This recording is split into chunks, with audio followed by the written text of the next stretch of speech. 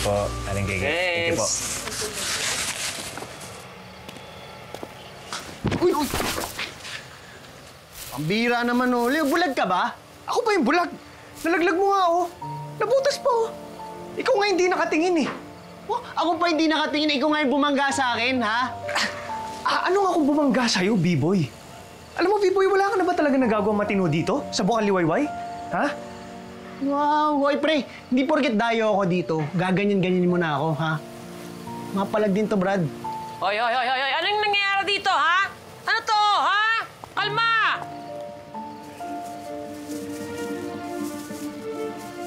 Ano ba problema nyo? Nagsisigawan kayo, ha? Nakakabula ako kayo ng mga tao. Ito si Aling Gigi. Ba't ako, ha? Nabili mo ba to? Ha? Sa'yo ba to? Lahat ng tao pwede bumili dito, ha? Huwag ka kasi maangkin ng hindi sa'yo. Wala naman ako inaangkin, ah. Ang sinasabi ko lang, matuto kang rumispeto sa nauna. Anong una-una? Uy, walang una-una dito. Matira matibay. Kung gusto mong respetuhin ka, matuto kang rumispeto. Sir Noli, Kuya B-boy, huwag na po kayo mag-away.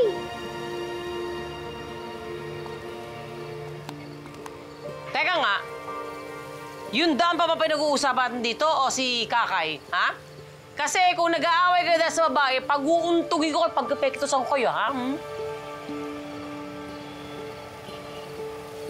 Sabi nila, lahat ay patas pagdating sa pag-ibig. Pero sa kaso nila Sir Noli at Kuya B-boy, napakahirap pumagitna sa dalawang taong iisa ang sinisigaw ng damdamin. Sorry po, Aling Gigi. Mauna na po. Maaga pa po ako bukas. Pasensya na. Pasensya na rin ho kayo, Aling Gigi. Mauna na lang din ho ako. Una na ako ninyo. Pasensya na.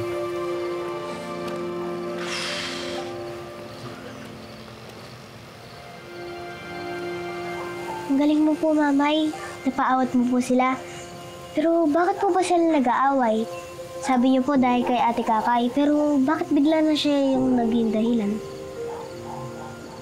Alam mo, dapat hindi tinatanong to eh. Pero kasi, dalawa sila may gusto kay Kakay. Dalawa sila nililigaw. Kaya sila nag-aaway. Eh, syempre, hindi naman sila pwedeng sagutin pareho ni Kakay. Isa lang pipiliin eh. Yan, nag-ano sila, nagtataasan, ganun. Ah, para po sa contest? Yung isa lang pwede maging #1, yung makapanalo ng gold medal? Parang ganun. Kasi ang panliligaw at ang pag-ibig, parang contest yan eh. Isa lang ang pwedeng manalo. Ah, okay po. Teka nga, huwag natin pag-usapan yung mga ganyan-ganyan. Bata-bata mo pa.